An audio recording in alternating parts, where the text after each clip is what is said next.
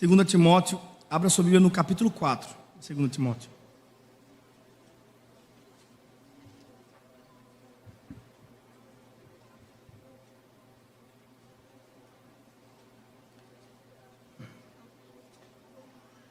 Na presença de Deus e de Cristo Jesus, está escrito aí no primeiro verso, na presença de Deus e de Cristo Jesus, que há de julgar os vivos e os mortos, por sua manifestação e por seu reino, eu o exorto solenemente. Paulo começa, essa sessão final de sua carta, depois de já ter falado um monte de coisa, depois de já ter abordado uma série de questões importantes para o jovem Timóteo, preparando ele para essa sessão final aqui.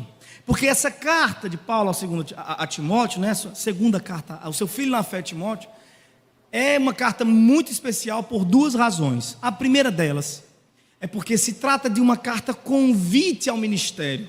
Então é um convite ao ministério. Você já deve ter ouvido várias vezes pregadores, avivalistas, gente que vem até o púlpito para convidar voluntários e convidar obreiros para a obra de Deus. E louvado seja Deus que você ouviu isso. Eu também ouvi muito ao longo da minha vida. Então, existem várias formas de se convocar alguém para o ministério. Várias formas, né? Essa aqui é a forma paulina de convocar alguém para o ministério. Essa carta é importante em primeiro lugar por causa disso. É uma convocação para a obra do ministério. Então, se você se sente alguém comissionado por Deus, alguém que tem um chamado ministerial, prepare-se. Essa aqui é a sua carta. É hora de você colocar à prova realmente o seu chamado. Se você é chamado por Deus ou não, aqui você vai sentir no seu coração. Penso eu, isso é uma coisa que só Deus pode fazer. Mas essa carta também é especial por uma segunda questão. E essa segunda questão é porque são as últimas palavras de Paulo, não apenas a Timóteo, mas ao mundo. Essa é a última carta de Paulo. Quando Paulo coloca o seu ponto final aqui no verso 22, o Senhor seja com o seu espírito, a graça seja com você, ponto. Quando Paulo coloca esse ponto, sua pena descansa e seu corpo tomba no descanso eterno de Deus. Algum tempo depois, muito pouco, segundo os especialistas, Paulo se foi. Então, essa carta também é importante por se tratar das últimas palavras de Paulo ao mundo. E aqui, concluindo todo o seu chamado, concluindo toda a sua argumentação para Timóteo, Paulo vai dizer: Timóteo, já conversamos sobre o seu background, sobre a sua formação de fé, o tanto que foi difícil para você sem uma referência paterna, muito provavelmente uma pessoa tímida ali, você tinha como referência sua mãe e sua avó Lloyd, mas eu te acolhi. Paulo vai tratar tudo isso nos primeiros capítulos. Eu vi a sua fé não fingida, eu estive com você, eu andei com você. Aí Paulo começa a falar sobre o cenário. Timóteo, então, o cenário está difícil, tem gente aí que está maluco, levantando profetas e falsos apóstolos que estão falando mentira, estão corrompendo a igreja. A cena está difícil, Timóteo. Aí ele agora vai chegar no ponto nerval da carta e final também. Agora ele vai, então, Timóteo, tendo dito isto, que sei quem você é e que sei como é que anda o mundo aí fora, lá vai. O meu chamado vem agora. Diante, na presença de Deus e de Cristo Jesus, que há de julgar os vivos e os mortos pela sua manifestação e por seu reino. Veja a solenidade, não é um chamado qualquer. Paulo vai trazer como testemunha somente Deus e Cristo Jesus. Será que o pedido de Paulo a Timóteo vai ser brincadeira? Será que o que Timóteo responder para ele vai ser tido como, vai ser passado assim, de forma aleatória? Seja lá o que Paulo vai dizer a Timóteo, seja lá qual for a convocação de Paulo a Timóteo, a resposta de Timóteo aqui vai contar muito, porque ele está não apenas diante de Paulo, mas diante de Deus e Cristo Jesus. Cuidado com a sua resposta, Timóteo, porque é na presença de Deus e de Cristo Jesus que eu lhe convoco. Pregue a palavra. Esteja preparado a tempo e fora de tempo. Repreenda, corrija, exorte com toda paciência e doutrina. Que coisa difícil. Pregue a palavra. E o que é pregar a palavra? É subir num púlpito uma vez por semana e falar com as pessoas? Alguns pastores prefeririam que fosse assim, que pregar a palavra significasse vir ao púlpito uma vez por semana e falar com a massa. Mas para Paulo, pregar a palavra é uma labuta, é um labor, é um trabalho diário. É púlpito, mas também é exortando, é consolando, é confortando. Com toda paciência e toda doutrina. Alguns pastores prefeririam que Paulo tivesse dito: com a paciência que você puder e com a doutrina que você escolher estudar. Mas Paulo vai dizer: com toda paciência e com toda doutrina. É um trabalho pesado. Ter paciência é pesado. Estudar toda a doutrina, assim como Paulo disse que fez, né? Quando ele estava se despedindo dos irmãos de Éfeso, ele vai dizer: eu preguei toda a verdade de Deus entre vocês. Um pastor, quando chega no final do seu ministério, seu prazer deve estar nisso, em olhar para trás e saber que pregou toda a verdade de Deus, não as suas verdades preferidas, não os seus assuntos do coração, mas esteve pronto e exortou em tempo, fora de tempo, no púlpito, fora do púlpito, para a massa, para o indivíduo. Que chamado solene e responsabilidade nós temos aqui. E aí, verso 3, Paulo vai lembrar a Timóteo daquilo que ele já vem dizendo na carta, né? Olha, virá o tempo em que não suportarão a sã doutrina, ao contrário, sentindo coceira nos ouvidos, juntarão mestres para si mesmos, segundo os seus próprios desejos. Aqui está um pouco da resposta à pergunta que muitos fazem, né? Como é que é possível, rapaz, pregador tal, ou movimento tal, tanta gente seguindo, a massa toda indo atrás, e o pregador tal, fiel, verdadeiro, honesto, suando a camisa para segurar seus poucos membros na igreja? O que acontece com isso? Como é que isso acontece?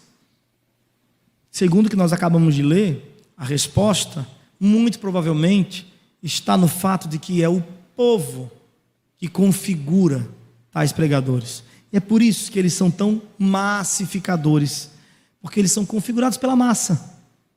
A massa configura o seu pregador. E é um risco que nós, como pregadores e ministros, e até artistas, músicos, compositores, nós sofremos diariamente. É a tentação de sermos configurados pelo público. O que o público está querendo? O que faz a minha igreja dar glória a Deus bem alto?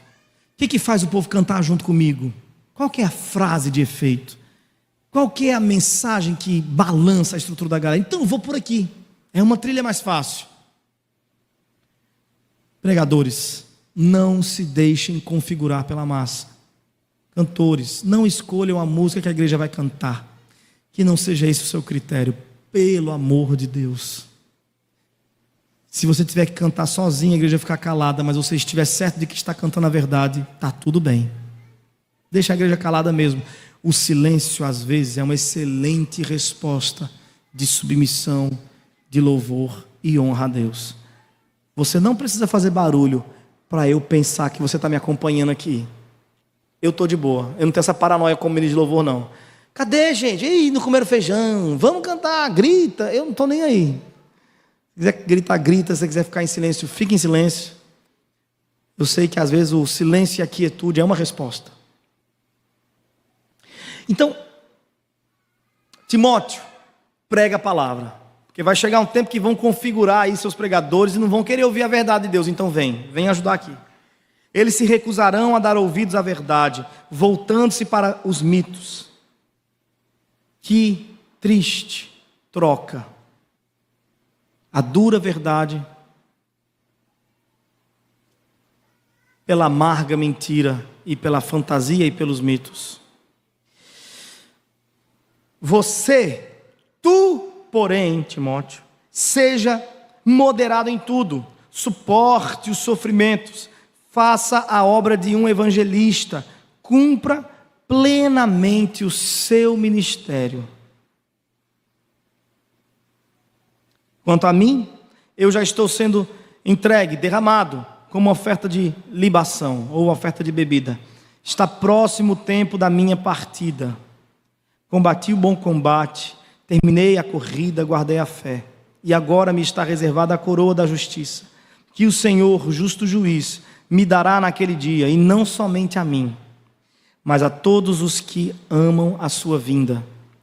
Paulo está dizendo, Timóteo, pois é, eu já estou sentindo o cheiro da oferta de libação, minha vida já está sendo derramada. A oferta de libação, no cenário dos sacrifícios, né? No dia dos sacrifícios, ela era a última oferta. O altar estava ensanguentado de tanto animal que havia sido morto, pela família tal, pelo não sei quem, pelo pecado de não sei quem lá, e tome animal sendo morto naquele altar, por horas e horas e horas e horas. Mas ao término de tudo, chegava o momento da oferta de libação, que era aquele momento em que ou óleo muito perfumado, ou vinho era derramado sobre o altar, e aquele cheiro subia e incensava todo o ambiente, e aquele cheiro era um sinal de que estava chegando ao fim, e de que Deus havia aceitado o sacrifício do povo, estava terminando. Paulo, que por longos anos foi malhado e sacrificado pela igreja e pelo evangelho, e sangrou sendo apedrejado, sangrou sendo traído, sangrou de tantas formas, sangrou sendo rejeitado, sangrou sendo expulso de cidades e sinagogas, sangrou naufrágios, sangrou de toda forma que você possa imaginar. Ele agora já começava a sentir o cheiro da oferta de libação, e ele entendia o que isso significava. Timóteo, eu estou partindo. Falta muito pouco e eu já posso vislumbrar a coroa que está reservada a mim, e não somente a mim, mas a todos os que amam a vinda de Jesus. E aí ele vai entrar no verso 9 e vai convocar Timóteo, né? Timóteo, procura vir depressa ao meu encontro, pois Demas, amando este mundo, abandonou-me e foi para Tessalônica. Procura vir depressa ao meu encontro.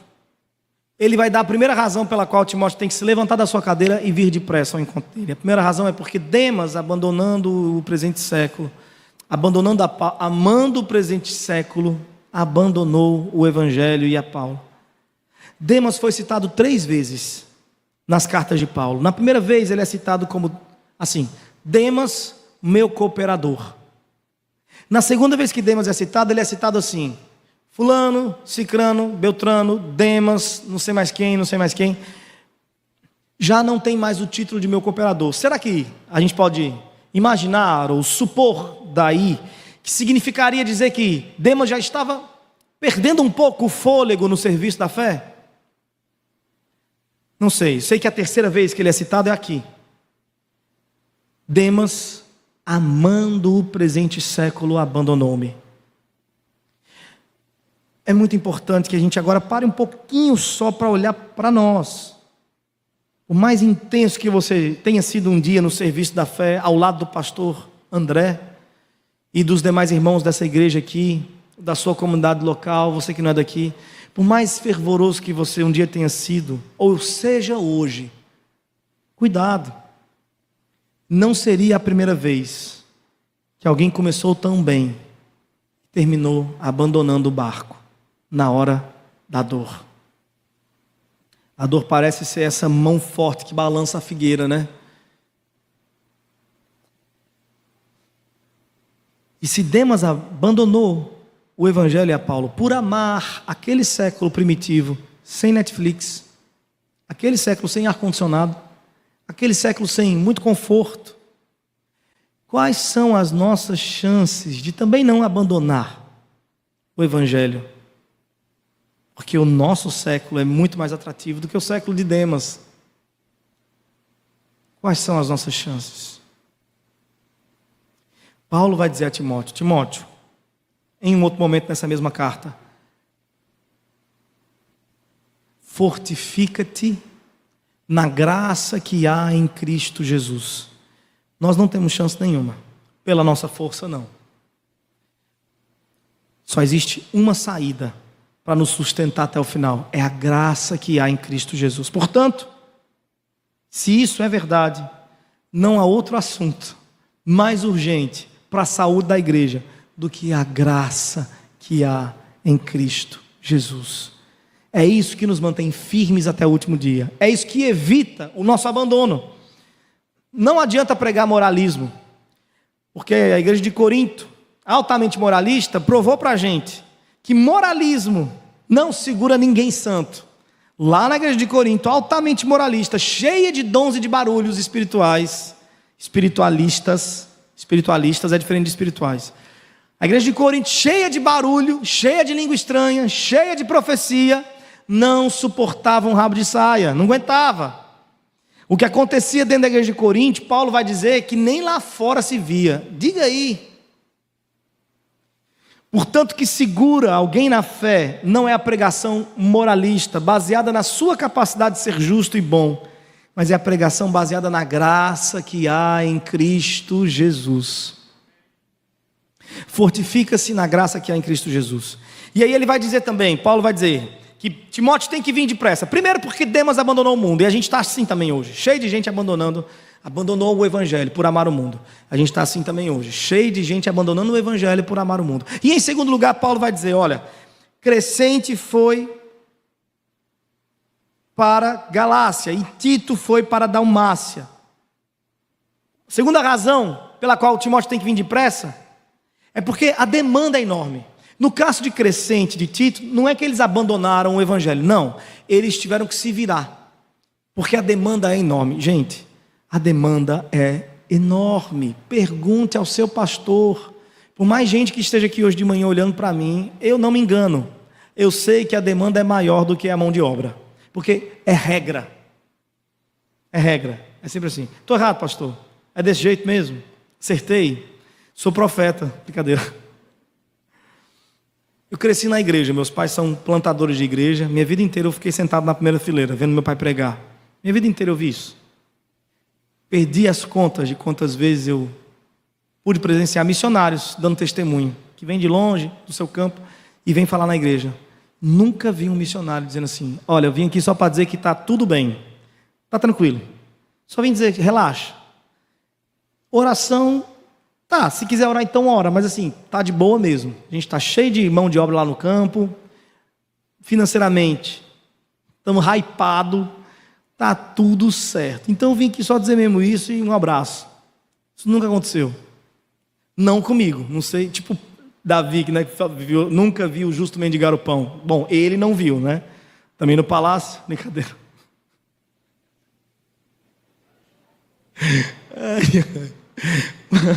Essa piada foi ruim mesmo. Mas vou até beber água. Mas eu nunca vi um missionário falando isso daqui. Pelo contrário, o que a gente escuta é: venham depressa, ajudem, está difícil, porque a obra de Deus é feita assim. Cristo foi quem disse: grande é a seara e poucos são os ceifeiros. Meu amigo, você está entendendo quem foi que disse isso? Foi Cristo. Foi o mesmo verbo que disse haja luz. Ele é o verbo que faz as coisas acontecerem à sua ordem. Quando ele disse haja luz, o universo estava mergulhado em sombra e escuridão, mas saiu correndo doido para entregar a luz para ele. Por que ele disse haja luz? Quando ele disse Lázaro sai para fora, o mundo dos mortos teve que dar um jeito, porque o que ele diz sempre é, incontestavelmente é, e é por isso que ele é chamado de soberano, que ninguém contesta Cristo. Um pregador que eu admiro muito disse certa vez que na hora de ressuscitar Lázaro, Cristo teve de dizer Lázaro sai para fora, porque se ele dissesse apenas sai para fora, é possível que todas as catatumbas do mundo se abrissem para devolver os seus mortos. tamanho o seu poder e o seu domínio, a sua soberania sobre toda a criação e todo o universo. E ele disse: grande é a seara e poucos são os trabalhadores. Nunca vai mudar. A seara sempre vai ser maior. E isso é bom, porque é assim que se faz a obra de Deus, independência. E ele vai continuar a frase dizendo: a seara é grande, poucos são ceifeiros. Rogai ao Senhor da seara. A obra de Deus se faz rogando. A obra de Deus se faz em humildade, em humilhação, de joelho no chão. A obra de Deus é executada por gente que está se virando nos 30. Talvez você olhe para o seu pastor, sobretudo se você não anda muito próximo dele, os mais distantes. Talvez você olhe para o seu pastor e diga assim: rapaz, o pastor sabe o que está fazendo. Esse aí foi feito para isso mesmo. Esse pastor aí, olha lá, eu gosto dele porque ele sabe o que ele está fazendo. Olha como é que ele faz coisa bem direitinho. Ele consegue, ele tem muita capacidade. Deus fez ele para isso aí. Chega perto dele, você vai começar a desconfiar. Quer dizer, eu acho que o pastor não sabe muito bem. Estou preocupado. Conversa com a esposa do pastor um pouquinho. A obra de Deus sempre é maior do que a gente. É um milagre. A obra de Deus é um milagre. Eu não tenho uma igreja para tomar de conta. Graças a Deus. Posso ouvir um amém? Mas eu tomo de conta do candeeiro. Posso contar com as suas orações? São muitos artistas problemáticos. Da guia é só um exemplar, mas nós temos vários outros. E tem gente que olha para mim à distância e fala: Martés sabe o que está fazendo. Eu gosto do Martés, que ele sabe o que ele está fazendo. Não sei. Eu não sei o que eu estou fazendo. O da guia, que é o vice-diretor, ele não faz a menor ideia do que está acontecendo também. A gente às vezes senta lá em casa com o Daniel também, que está no rolê desde sempre, né, como uma coluna desse negócio todo. A gente senta nós três para conversar, a gente fala: o que está acontecendo, hein? O que está acontecendo?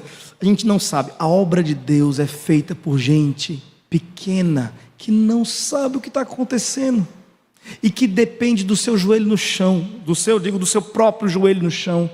Precisa rogar, precisa se humilhar, precisa escrever carta e dizer: Timóteo, vem depressa. Está todo mundo se virando nos 30 aqui, Timóteo. Um já foi para lá, outro foi para acolá. Venha, meu amigo. Não tem tempo para você ficar se lamentando por causa disso, por causa daquilo, você ficar com medo, você ficar tímido.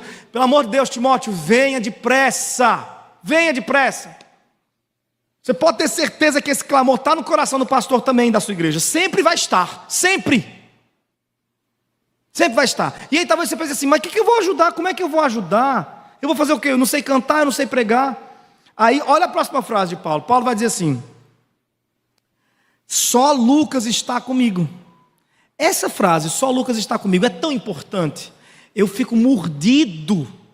Porque na hora de fazer o álbum, amado Timóteo, que o pastor comentou, quem ouviu aqui vai saber o que eu estou comentando. Quem não ouviu não vai entender. Mas eu comento todo esse capítulo 4 no disco, menos essa frase, que era a que eu mais queria comentar desde sempre. Diga aí, esqueci. Eu deixei essa frase para fora. Eu fico mordido. Tanta gente escuta o disco, fica feliz e tal. Eu, quando escuto o disco, eu tenho raiva, que eu esqueci dessa frase. Mas o que eu queria comentar no disco, eu vou comentar aqui hoje. Só Lucas está comigo. O que significa dizer isso? Significa dizer que tem lugar para você, ó nerd, querido do meu coração, pessoa sem talento, você que se acha desfavorecido. Eu não sei cantar, eu não sei pregar, eu não sei fazer muita coisa. Lucas estava lá. E ele nunca foi um pregador. Ele não era um apóstolo. Sabe o que Lucas fazia? Lucas registrava. Ele escrevia. Claro que Lucas estava lá, é claro. Lucas vinha seguindo a jornada de Paulo, desde que entendeu quem Paulo estava se tornando no Evangelho, na jornada cristã. Lucas foi a pessoa que registrou o Evangelho da forma mais bela. Sabe o Evangelho de Lucas, escrito por Lucas? É o Evangelho mais completo, perfeitamente é uma palavra difícil, mais proximamente adequado em sua cronologia. É o único evangelho que vai conter, por exemplo, episódios da infância de Jesus. É um evangelho incrível, é um evangelho completo, está tudo organizado. O de Marcos, você não sabe o que vem, é tudo bagunçado de Marcos. O de João, ele vai mesmo. João vai para onde ele quer ir, o vento leva. Lucas não, Lucas foi minucioso no seu registro, desde a genealogia de Jesus, passando pelo seu nascimento, sua infância, gente. Nós temos um episódio da infância de Jesus por causa de Lucas, o nerd. Sua infância, e aí a sua jornada cronologicamente disposta. E aí ele não para no Evangelho de Lucas. Sabe o livro de Atos? Foi escrito por Lucas. Foi um livro só, que depois estouraram no meio. Mas Lucas e Atos é um livro só. Ele começa na genealogia de Jesus, depois vai seguindo os apóstolos, e depois segue Paulo, e vai registrando tudo. Eu imagino que se colocasse o microfone, vem aqui o irmão Lucas pregar, talvez ele tremesse nas bases. Portanto, vem depressa. O que você sabe fazer? Cozinhar? Tem lugar para você. O que você sabe fazer? Acolher? Tem lugar para você. Talvez o seu dom seja só o dinheiro. Seja rico. Temos pobres entre nós. Queria botar meu Pix aqui à disposição. Talvez o seu dom seja nerdeza mesmo, nerd. Você gosta de computador. Você pensa, como é que eu vou usar isso aqui para a glória de Deus? A pandemia mostrou como. Meu amigo, na hora da pandemia, os nerds se levantaram e falaram assim: minha vez chegou. Chegou a minha. Até emocionaram aqui, ó. Os nerds se abraçando. O pastor ligou para minha casa, cara, pedindo ajuda para eu fazer o vídeo. Eu abri uma sala ali, eu entrei na sala errada. Fizeram uma salinha com comida pra gente, eu entrei numa sala ali, só tinha nerd. Eu reconheci logo, eu reconheci os nerds. Eles estão no computador ali, ó, fazendo as coisas acontecer, fazendo a mensagem chegar na casa das pessoas. Só tinha nerd lá. Um abraço para os nerds que estão ali no computador agora. Só Lucas está comigo. Vem depressa. E aí ele vai dizer: quando você vier, traga Marcos com você, porque ele me é útil para o ministério. A gente está terminando, gente. Sei que são 11h10, talvez vocês não estão acostumados a ir tão longe, desculpe. Mas a gente pode continuar aqui? Tá tudo bem, né? Tá bom. Eu sei que você está aperreado. Meu Deus, Marcos tem que terminar. Eu estou doido para comprar o livro dele. Calma. Calma, gente. A galera também é muito agoniada, boy. Na moral mesmo. Aí ele vai dizer: quando você vier. Não, antes de dizer, só Lucas está comigo. Traga Marcos com você, porque ele me é útil ministério. Essa frase aqui também me fala coisas impressionantes ao meu coração. Quando Paulo diz: traga Marcos, porque ele me é útil ao ministério, eu entendo que a obra de Deus é feita por gente fraca mesmo, como Paulo, dependente, que está aqui se humilhando, pedindo ajuda. Que a obra de Deus é sempre maior do que a gente está apto. A obra de Deus não é sobre o que eu posso fazer, mas é sobre o que Ele faz a partir de mim. A obra de Deus é para a glória de Deus. E é por isso que Ele escolhe vasos de barro, como Paulo, como você. Gente que às vezes não tem nem muita paciência. Paulo brigou com Marcos. Eles fizeram a primeira viagem missionária juntos. Quem me disse isso foi Lucas, o nerd. Eles fizeram a primeira viagem missionária juntos. E aí Marcos teve alguma coisa lá, uma resenha, teve que voltar. Quando Marcos voltou, Paulo ficou arretado com Marcos. E aí numa segunda viagem, algum tempo depois, Barnabé vai dizer a Paulo: Paulo, o Marcos está querendo ir junto com a gente. E Paulo vai dizer: vai não. E Barnabé: meu amigo, dê uma chance ao rapaz. Não vou andar com gente que é peso. Vai chegar lá, vai ter medo de não sei o quê. Ai, tem uma pedra sendo jogada na gente. Ai, e vou para casa de mamãe, que ela tem leitinho para mim. E vai voltar de novo, vai abandonar a gente no campo. Não vai não. E Barnabé: meu amigo, não faça isso. E Paulo: eu faço. Não faça, eu faço. Romperam. Foi aí que Paulo foi com Silas para um canto e Marcos foi com Barnabé para outro rolê. Romperam, minha gente. Paulo sem paciência com os mais novos. Paulo com aquela urgência dele, machucando as pessoas que têm outro tempo. Porque as pessoas, cada uma tem seu tempo. Ninguém anda na mesma velocidade. Ninguém anda na mesma velocidade. Ninguém é Paulo o tempo inteiro. Às vezes você é Marcos e tem algum receio. Tá tudo bem. O Evangelho tem paciência com você. Lembre de Jesus mostrando as mãos para Tomé. A gente só lembra de Tomé como alguém inferior, incrédulo. Gente, Jesus não tratou Tomé assim, como alguém inferior, como um incrédulo. Jesus poderia dizer assim: Tomé, eu quero ver. Você quer ver, Tomé? O que é isso, cara? Como assim você quer ver? Meu Deus do céu, que homem sem fé. Meu Deus do céu, que... Jesus é paciente e falou: está aqui, quer ver? Está aqui, toque. Essa paciência que a gente não tem com pessoas mais lentas, que têm outra velocidade na fé. Paulo não teve também não.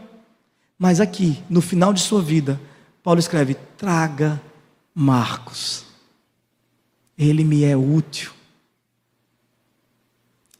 Essa frase me diz que há esperança para mim, que erro. O processo de Deus na minha vida um dia me levará nesse ponto de perdão, de maturação.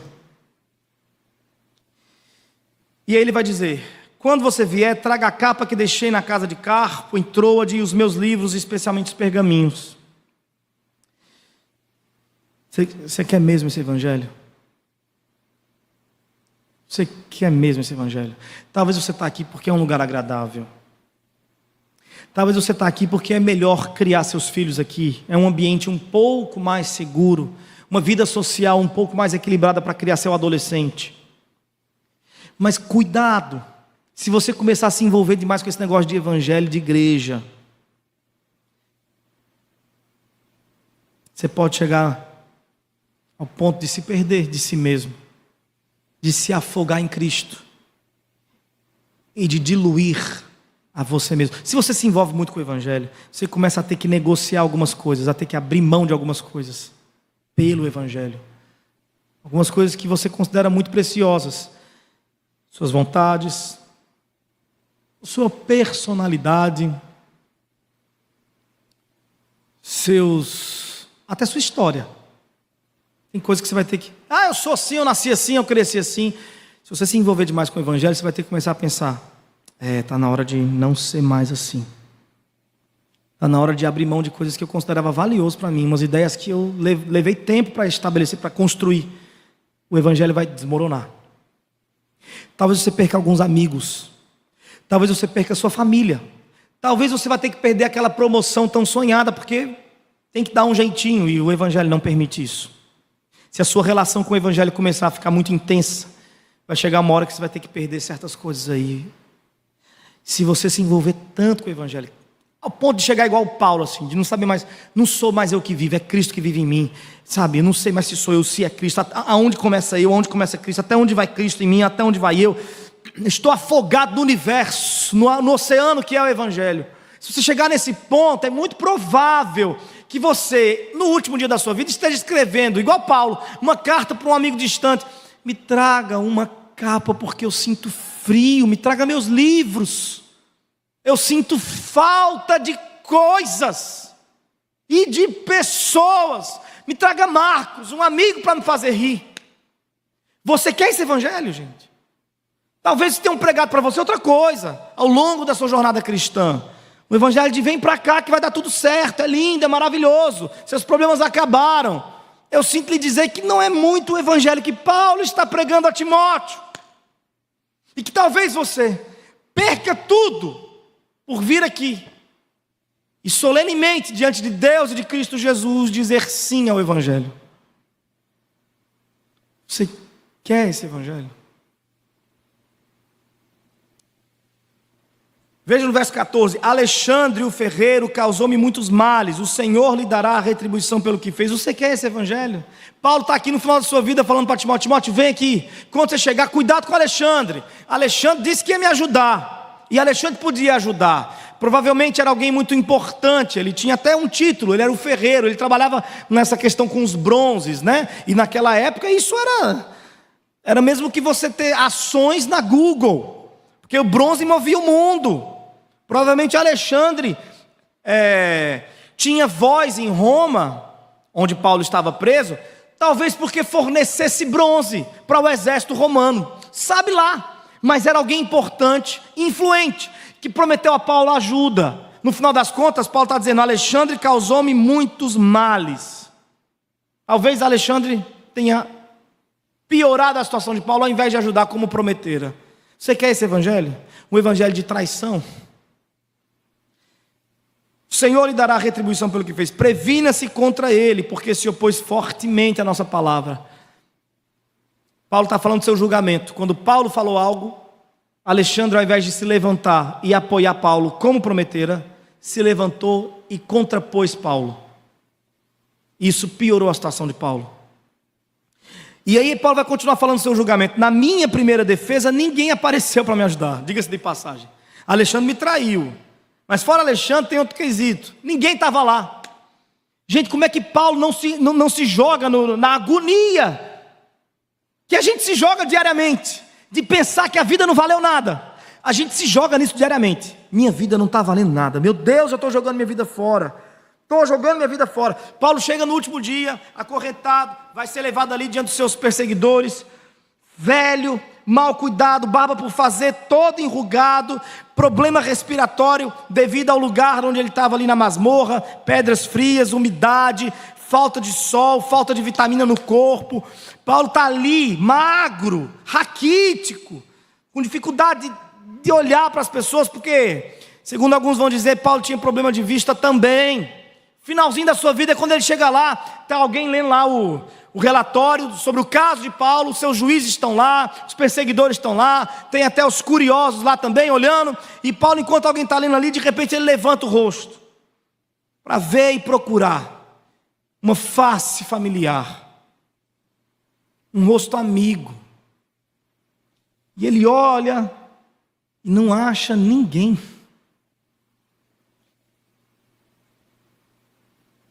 Nessa hora, certamente aqui, valeu a pena, Paulo, uma vida inteira abraçando todo mundo, se dedicando para todo mundo. Quando você chega no final, quando você mais precisa, cadê? Paulo, você é tão inteligente, nasceu privilegiado, Paulo. Você podia hoje estar sentado ali naquele lugar que aquele juiz está sentado te julgando. Você podia ser qualquer um desses magistrados aqui. Você era inteligente. Você poderia ser quem você quisesse. Olha onde você está. Valeu a pena, Paulo. Qualquer um de nós estaria à beira de um abismo de surto. Mas antes que Paulo se jogasse nesse abismo e surtasse, e abandonasse a sua história, amaldiçoasse o seu nascimento, veja o que ele diz. Verso 17. Mas o Senhor permaneceu ao meu lado. Paulo, antes de se lançar nesse turbilhão de angústia, escolhe levantar o rosto de novo e olhar mais uma vez. E quando ele vai passeando seu olho míope, ele encontra de novo. Encontra a mesma luz que o derrubou no caminho para Damasco em sua juventude. Encontra os mesmos olhos que lhe acolheram. Está lá. Cristo ainda está lá. Você quer esse evangelho? Se você se envolver demais com ele, é possível que você chegue no último dia da sua vida pedindo por uma capa, pedindo por livros, pedindo por alguém para lhe acompanhar, um amigo querido. Olha, você pode perder muito, pode perder tudo, mas eu lhe garanto, não é possível chegar ao último dia da sua vida e olhar ao seu redor e não encontrar lá novamente Ele, o mesmo olhar que te acolheu na sua dor, na sua imundícia, no seu pecado, e lhe redimiu, lhe salvou e lhe carregou até este dia de hoje. Não é possível, é impossível chegar no último dia da sua vida, tendo dedicado-se ao Evangelho, e não encontrar Cristo. Não é possível. Você vai encontrá-lo. Portanto, vale a pena. O Evangelho vale a pena. Ele é tudo. Ele é o bastante. Cristo é o bastante. Olhar para Cristo e ver que Ele está lá é suficiente para Paulo. Ele vai se levantar e vai falar em sua defesa. Olha o que ele vai dizer aqui, ó. Cristo estava comigo, ao meu lado,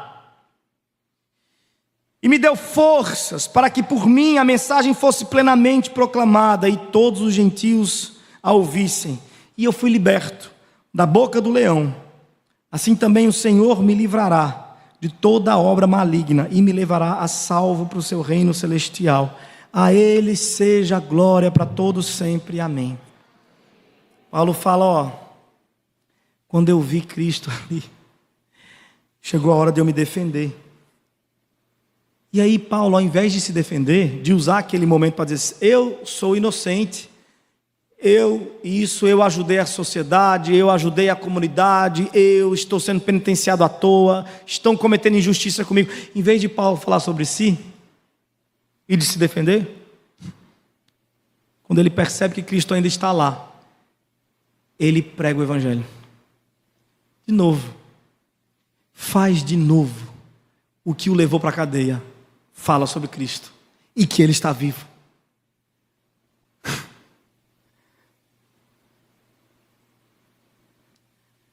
Ele me livrará de toda obra maligna. Eu fui salvo da boca do leão. Provavelmente Paulo não foi condenado para ser morto naquele dia exatamente. Mas alguns dias depois ele voltou para o tribunal e foi condenado e foi morto. E ele vai dizer aqui, o Senhor me livrará de toda obra maligna. Como que livrará de toda obra maligna? Se uns dias depois ele estava sendo decapitado.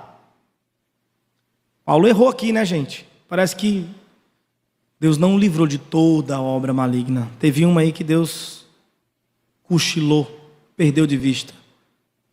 Não.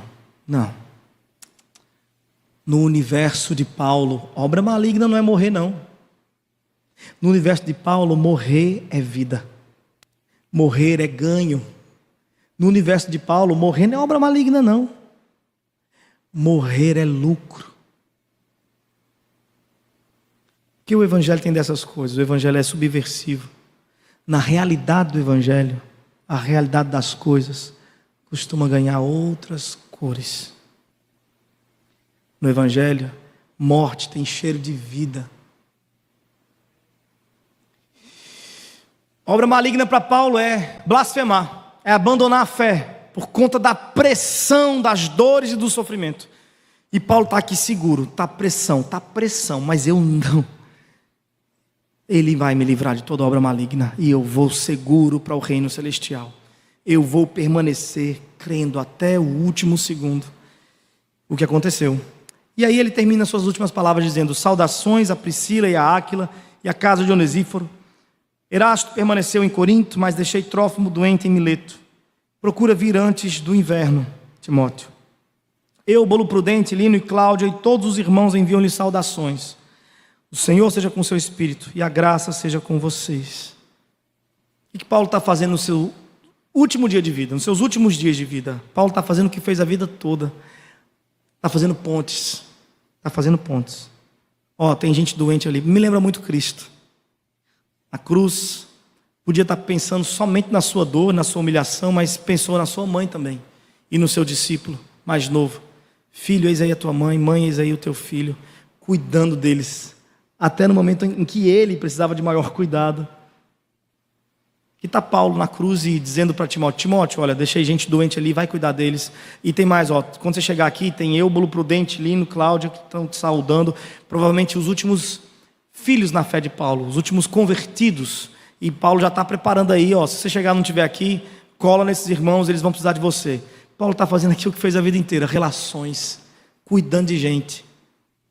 E aí ele vai encerrar dizendo, Senhor seja com seu espírito. E a última frase do apóstolo ao mundo em carta é, a graça seja com vocês. Paulo poderia desejar muita coisa para Timóteo e para a gente. Que lhe vá bem a saúde, que você tenha muitos amigos, que você tenha muito dinheiro, Mas Paulo deseja uma coisa. Timóteo, quando eu tinha a sua idade, e eu sofria, porque eu pregava aqui, curava acolá, via Deus curando tanta gente por mim, por meu intermédio, e quando eu olhava para mim, estava ali espinho, me maltratando, a minha carne me ferindo, E eu fui ao Senhor, Timóteo, com energia. Por 3 vezes pedi a Ele que me retirasse esse espinho na carne. Mas o Senhor me disse, Timóteo: Paulo, não se aveste não. Não se aveste não, Paulo. A minha graça te basta. E aí eu aprendi essa lição, Timóteo, que a graça é melhor do que a vida. A graça é vida. A graça é superior a tudo. A graça me basta, ela é suficiente. Se eu estou com a graça de Cristo, eu posso estar saudável ou doente, está tudo bem. Eu posso ter muito dinheiro ou nada, está tudo bem também. Eu posso estar cheio de amigo ou na solidão. A graça de Cristo me sustentou a vida inteira. Certamente é essa graça que me abrirá os portões celestiais. Eu não vou ter condições de entrar sequer de pé, porque quem me vê de longe pensa que eu fui feito para isso. Mas eu me conheço, sei dos meus espinhos. Eu sei que eu não cheguei ali por meu mérito, mas foi a graça que me carregou. Portanto, não ousarei sequer estar de pé para cruzar os portões celestiais. Timóteo, é a graça que me carregará portão adentro. E é por isso que eu lhe desejo não outra coisa, mas a graça de Cristo Jesus. Para um homem fraco como eu, um homem fraco feito você, Timóteo, não tem outra coisa senão a graça. Se você fosse forte, se você tivesse tido um pai presente, se você tivesse tido uma família rica, mas não, você foi criado por umas mulheres aí. Se você fosse influente, articulado, mas é tímido, sabe nem falar direito, eu poderia confiar em tudo isso. Mas você, eu sei quem você é, Timóteo. Portanto, que a graça de Deus te carregue. É pela graça que se chega lá. A obra de Deus é feita pela graça. A vida cristã é desenvolvida pela graça. É pela graça que a gente está aqui hoje. A graça de Deus esteja com todos vocês, meus irmãos. Que Ele nos ajude. Eu vou cantar uma última canção. Enquanto isso, permita que o Espírito Santo faça o trabalho que é dele, que pregador nenhum faz. O Espírito Santo lhe console, lhe conforte. E que essas palavras de Paulo a Timóteo lhe encorajem a, diante de Deus e Cristo Jesus, que há de julgar os vivos e os mortos, tomar uma decisão sobre a sua jornada. Você quer esse evangelho?